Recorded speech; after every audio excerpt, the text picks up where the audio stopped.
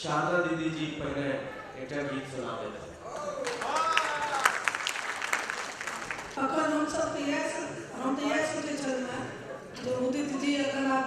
गुंजायमान करता मुझा बड़ बहन के कह देती तो दो चार लाइन तो जरूर कह दे भोला बाबा के टाइम छे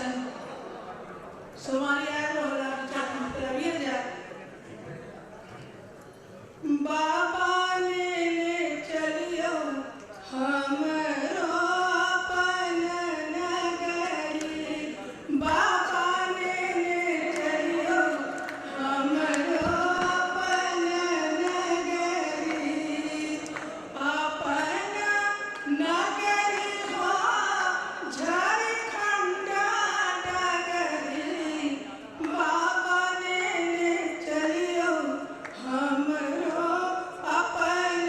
नगरी बाबा नन चलियो हमरो अपन नगरी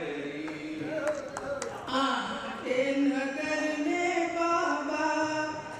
आके घर बाबा हरम बाबा घर बाबा हरम और पहाड़ब आके देवरी बाबा और पहाड़ब आके देवरी बाबा ने चलियो हमरो अपन नगरी तकर बाद पुलिस जी का दू लाइन हम वो जरूर कह चाह हमरा दिल के बट करीब अभी बड़ सुख सारी पाला तू बाती रे पाला तू बाती रे छोड़ाई तनी काटा नयन बहानी रे के कारब जपता पर जोग ध्यान जोग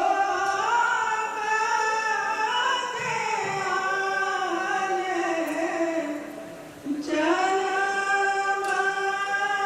पिता रथ एकरी सनाने भन हे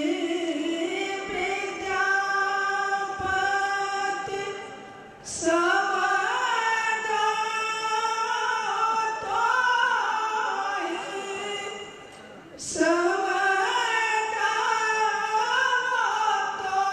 तोहि अंत काल जन बिसरह मोहि अंत काल जन बिसरह मोहि धन्यवाद